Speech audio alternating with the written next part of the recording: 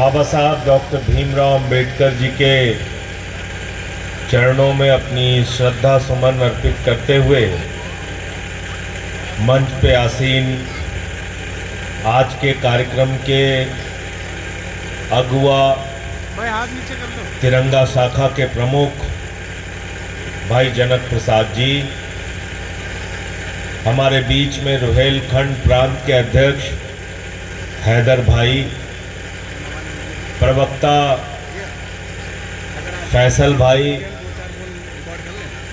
पाकवाड़ा के चेयरमैन याकूब भाई, रुहेलखंड के कोषाध्यक्ष हमारे साथी दानिश भाई, राम सिंह मौर्य जी जो हमारे बरेली के जिलाध्यक्ष हैं, नरेश गुप्ता जी जो हमारे बरेली के प्रभारी हैं, संजय पाल जी जो व्यापार प्रकोष्ठ के अध्यक्ष हैं, तनुमा जी जो हमारी प्रवक्ता है प्रदेश की, कृष्णा भरद्वाज जी जो प्रदेश की सचिव हैं रुहेलखंड प्रांत की, इसके अलावा अंसारी जी हमारे प्रधान जी,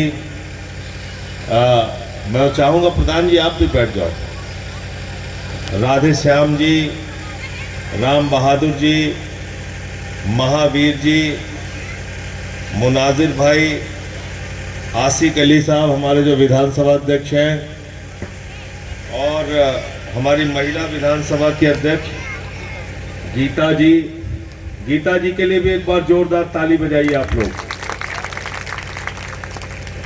हमको बताया जनक प्रसाद जी ने कि इनका भी बहुत योगदान है इस कार्यक्रम में।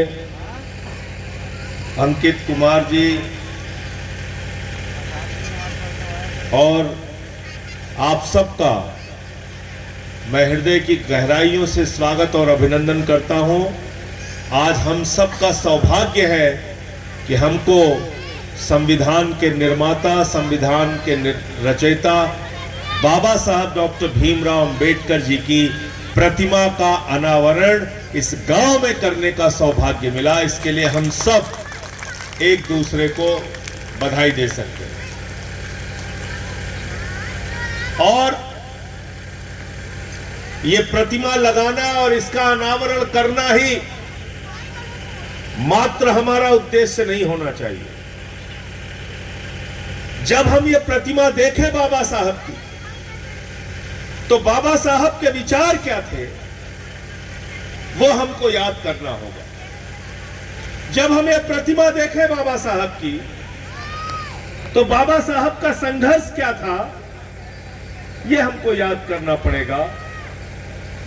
जब हम ये प्रतिमा देखें बाबा साहब डॉक्टर भीमराव अंबेडकर जी की, तो बाबा साहब कैसा हिंदुस्तान चाहते थे उस रास्ते पे हमको चलना होगा। कैसे भारत का निर्माण वो चाहते थे उस रास्ते पे हमको चलना पड़ेगा। इसलिए ये प्रतिमा मात्र प्रतिमा नहीं है, ये प्रतिमा हमारे लिए प्रेरणा है, हमारे लिए विचार है। क्या याद करने का, कितनी कठिनाइयों में उन्होंने लड़ाई लड़ी और कैसे समय में उन्होंने लड़ाई लड़ी। सोचिए एक ऐसा समाज जहां दलितों को, वंचितों को, शोषितों को एक साथ बैठने की इजाजत नहीं थी, एक साथ खाने की इजाजत नहीं थी, मंदिर में प्रवेश करने की इजाजत नहीं थी, हाथ का छुआ हुआ पानी कोई पीने के लिए तैयार नहीं होता था। ऐसा समाज जहां पर कि कोई दलित अगर किसी रास्ते से गुजर रहा है तो हाथ गले में हडिया बांध के और पीठ में पीछे झाड़ू बांध के टहलने को कहा, घूमने को और निकलने को कहा जाता था। ऐसे समाज में जहां जानवर को तालाब में पानी पीने की इजाजत थी लेकिन इंसान को पानी पीने की इजाजत नहीं थी, उसकी लड़ाई लड़ने का काम किसने किया? किसने किया? किसने किया? महाड़ का आंदोलन आप लोगों को याद है? महाड़ का आंदोलन क्या था? तालाब में दलितों को पानी पीने की इजाजत नहीं थी। और उसके लिए आंदोलन चलाया बाबा साहब ने। और बड़ी मुश्किल के बाद उस तालाब में पानी पीने की इजाजत मिली और उसके बाद लोगों के घर जलाए गए, हिंसा की गई उनके साथ। ऐसा समाज था हमारा। लेकिन आज जो लोग हिंदू मुसलमान की बात करते हैं, आज जो आपको भाई से भाई लड़ाने की बात करते हैं, मैं आप लोगों से पूछना चाहता हूं, अपने दिल पे हाथ रख के बताना, ज्योतिबा फुले जी का साथ देने वाली तो फातिमा शेख जी थी, लेकिन एक बात मुझे जरा बताओ, गले में हड़िया बांध के दलित को निकलना पड़ेगा, क्या यह व्यवस्था किसी मुसलमान ने दी थी? क्या किसी मुसलमान ने ऐसा कहा था? क्या किसी मुसलमान ने कहा था? क्या आरक्षण का विरोध किसी मुसलमान ने किया था? क्या मंदिर में प्रवेश दलित नहीं कर सकता, यह बात किसी मुसलमान ने कही थी? क्या बताओ, कही थी क्या? कितने साल हो गया आरएसएस को बने भाई? कितने साल हो गया बताइए, बोलिए जनक जी, कितने साल? 100 साल। 1925 में बना, 100 साल। और यहां बहुत पढ़े लिखे बच्चे होंगे, जरा एक आरएसएस के प्रमुख का नाम बताओ जो दलित समाज से आता है। 100 साल में एक प्रमुख का नाम बताओ जो दलित समाज से आता है। याद है किसी का नाम? याद है? यही लोग जो आज आपको हिंदू मुसलमान पे लड़ाने का काम कर रहे हैं, 100 साल हो गए, आज तक किसी दलित और पिछड़े को आरएसएस का प्रमुख नहीं बनाया। ये असली समाज के दुश्मन है, इस बात को याद रखना। इनसे आपको लड़ना पड़ेगा, इनके विचारों से आपको लड़ना पड़ेगा।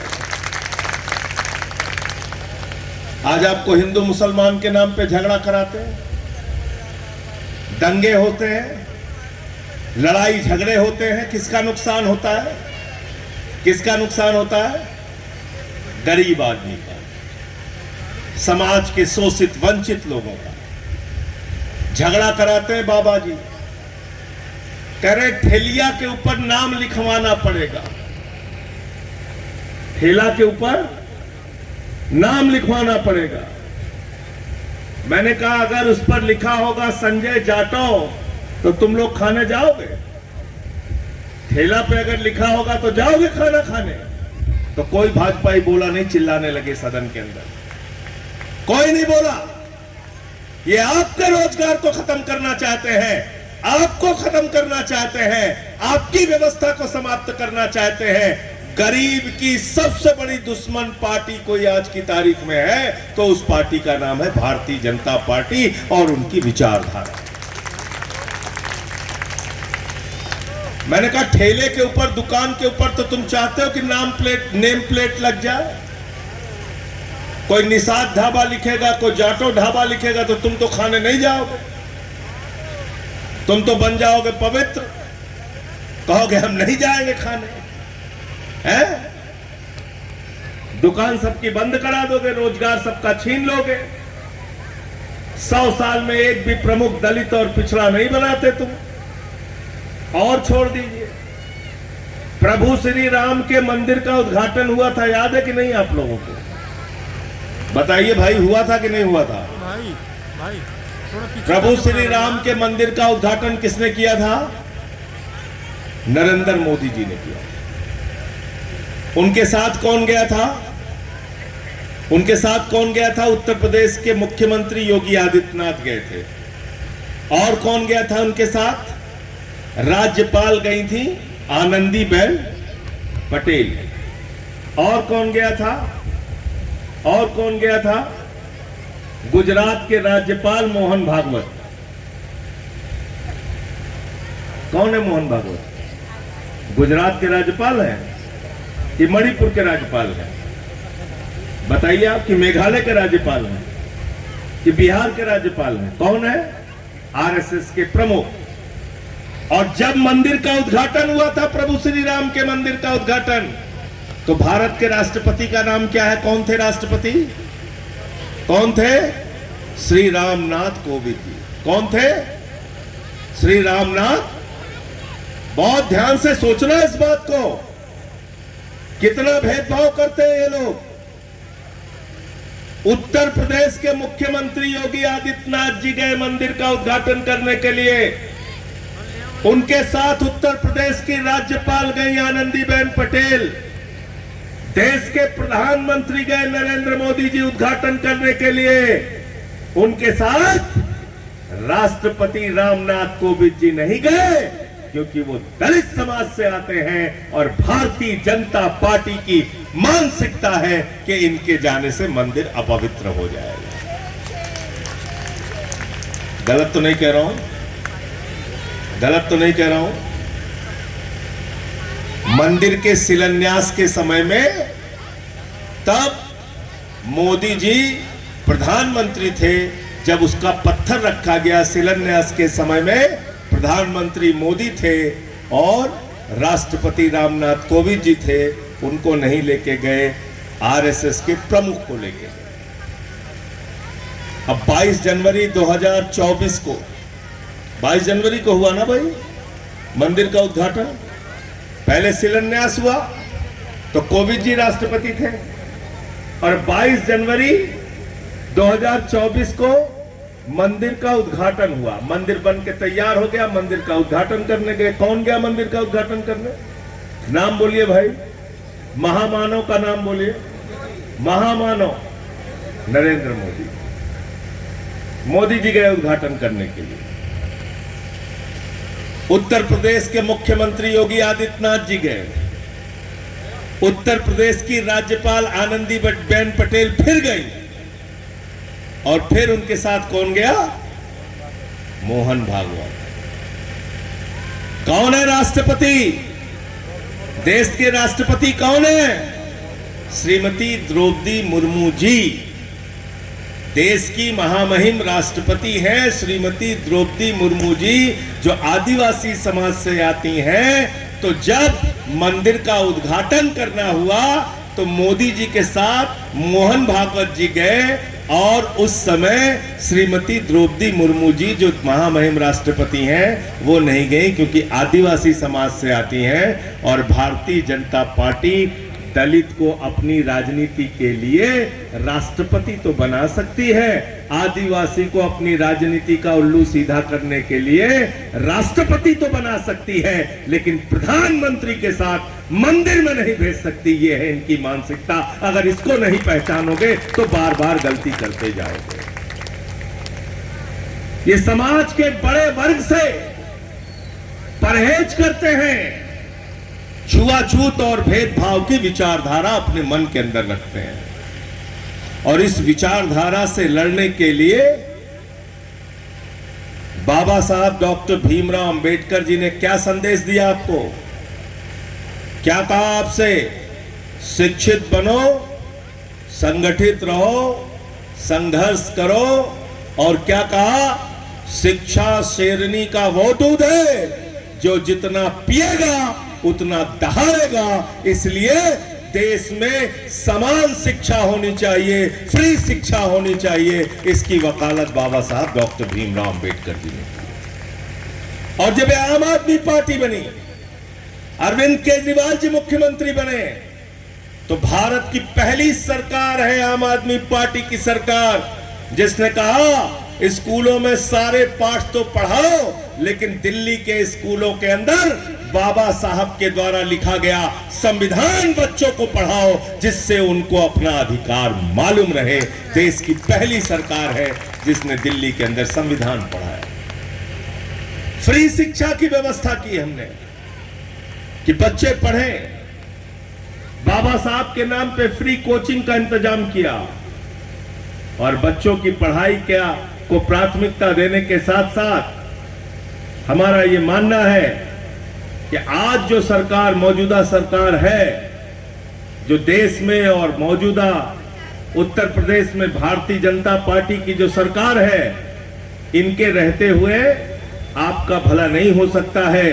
इन सरकारों को अपने वोट की ताकत से आपको उखाड़ कर फेंकना है और बाबा साहब के सिद्धांतों का समाज बनाना है, उनके विचारों का समाज आपको बनाना है। उस काम में आपको लगना है। और ये प्रयास हमारे जनक भाई कर रहे हैं, यहाँ पर दिन रात मेहनत कर रहे हैं। असली दुश्मन कौन है आपके, आप उनको पहचानिए, उनकी विचारधारा को पहचानिए, उनकी नफरत की राजनीति को पहचानिए। उनका कोई नुकसान नहीं होने वाला है। ये हिंदू मुसलमान की राजनीति से उनका कोई नुकसान होने वाला है। आप हिंदू मुसलमान की राजनीति में उलझे रहो, वो अडानी को ठेका देते रहेंगे। कितना कर्जा दिया अडानी को? अडानी को 8 एयरपोर्ट बना के दिया। 8 एयरपोर्ट सरकार ने बना के दिया अडानी को। एक एयरपोर्ट जनक प्रसाद को भी देते, ये भी करोड़पति हो जाते। देंगे क्या इनको? देंगे इनको? अरे छोड़िए एयरपोर्ट देना, 10-20 गांव में आप लोगों के लिए स्कूल ही बनवा देते अच्छा सा। कोयला अडानी को, गैस अडानी को, बिजली अडानी को, पानी अडानी को, सड़क अडानी को, आकाश में चले जाओ तो जहाज अडानी को, जमीन पे आ जाओ तो एयरपोर्ट अडानी को, समुद्र में चले जाओ तो पोर्ट अडानी को। तो आकाश से लेके पाताल तक मोदी जी अपने दोस्त अडानी को देते हैं और आपके हिस्से में देते हैं 5 किलो। 5 किलो फोटो लगा के झोला में 5 किलो आसन लीजिए और 5 किलो राशन लेके खुश रहिए। यही करते हैं। वो कह रहे हैं 3 किलो मिलता है, 5 किलो में भी घपला कर लेते हैं। घोड़ी पे नहीं बैठने देते, ये तो एक जगह का मामला नहीं है। आप सोचिए, आप तो सिर्फ घोड़ी पे बैठने की बात कर रहे हैं। मध्य प्रदेश में एक शमशान के अंदर एक दलित भाई ने अपने घर में किसी का निधन हुआ था, उनको शमशान में मिट्टी करने के लिए गए लेकर, उसको प्रतिबंधित कर दिया गया, रोक दिया गया। आप इस शमशान में मिट्टी नहीं कर सकते, आप अंतिम संस्कार नहीं कर सकते। भेदभाव इतना चरम पर आज भी है कि सीआरपीएफ का जवान बुलंदशहर के अंदर घोड़ी पे बैठ के शादी नहीं कर सकता, उसको पुलिस की सुरक्षा चाहिए, तब उसकी शादी हो पाई। ये है। और आपको क्या बताते रहते हैं? हिंदू मुसलमान के नाम पे लड़ते रहिए, हिंदू मुसलमान के नाम पे आप लड़ते रहिए और मोदी जी माल अपने दोस्तों को बांटते रहे। राम राम जपना, पराया माल है। तो भाजपाइयों के लिए हम एक लाइन पढ़ते हैं कि देखो है दीवानों ऐसा काम ना करो और राम का नाम बदनाम ना करो। राम का नाम बदनाम ना करो। और हमारी एक बहन ने, एक अभी शिविर हमने किया था प्रयागराज में, तो वहाँ डॉक्टर श्रद्धा चौरसिया हमारी एक बहन है, उसने कहा देश में बहुत बाबा घूम रहे हैं, उत्तर प्रदेश में भी एक बाबा घूम रहे हैं, हम किसी बाबा को नहीं मानते, हम बाबा साहब डॉक्टर भीमराव अंबेडकर जी को मानते हैं। भाई ठीक है ना? तो अच्छी शिक्षा दिलाना है, बच्चों को बाबा साहब के सिद्धांतों और विचारों के बारे में बताना है, उनको पढ़ाना है। राजनीतिक हिस्सेदारी आपको किसने दिलाई? बाबा साहब डॉक्टर भीमराव अंबेडकर ने। सत्ता में हिस्सेदारी किसने दिलाई? एमपी एमएलए का आरक्षण किसने दिलाया? बाबा साहब डॉक्टर भीमराव अंबेडकर जी ने। नौकरियों में आरक्षण किसने दिलाया? बाबा साहब डॉक्टर भीमराव अंबेडकर जी ने। इन्होंने आपकी सेवा भगवान की तरीके से किया है और इसलिए आपकी जिम्मेदारी है इस महापुरुष को जीवन भर भगवान की तरह मानते रहना और इनके लिए आप हमेशा श्रद्धा के भाव से इनके विचारों पर चलने का काम आप लोग करना। आज इस गांव में आके बहुत अच्छा लग रहा है। इतनी रात को भी आप लोग इतनी भारी संख्या में यहाँ पर एकत्रित हुए, इसके लिए आप सबका बहुत बहुत धन्यवाद, बहुत बहुत आभार। और सामाजिक न्याय की बात जो हमारे साथी जनक प्रसाद जी कर रहे थे, सामाजिक न्याय का मतलब है कि सबको बराबर से न्याय मिले। लेकिन आज दुर्भाग्य से न्याय सिर्फ चंद लोगों तक रह गया है। गरीब आदमी के हिस्से में तो बुलडोजर आता है, और अगर ज़्यादा आपने बोला तो 5 किलो राशन का झोला आता है। इसके अलावा कुछ नहीं आता, इसके अलावा कुछ नहीं आता। तो हम सत्ता में बैठ के जो लोग मलाई खा रहे हैं उनसे लड़ेंगे और अपना अधिकार छीन के आपके हिस्से तक पहुंचाने का काम करेंगे। ये संकल्प आज हम लोग बाबा साहब की प्रतिमा के सामने ले रहे हैं। अभी मैं अपने गृह जनपद में था, वहां सफाई कर्मियों के घरों के ऊपर, झोपड़ियों के ऊपर बुलडोजर चला दिया गया। तो मैंने पूछा, मोदी जी आप तो वाल्मीकि समाज के लोगों का पैर धुलते हैं, फोटो खिंचवाते हैं, फ्रंट पेज पे छपवाते हैं, सारे टीवी चैनल पे प्रचार करते हैं कि देखिए हम तो पैर धुल रहे हैं सफाई कर्मियों का। तो जब फोटो खिंच जाती है तो कहते हैं अब घर गिरा। फोटो खिंच गई, छप गया, टीवी पे चल गया, अब घर गिराओ इनका। ये है ये लोग।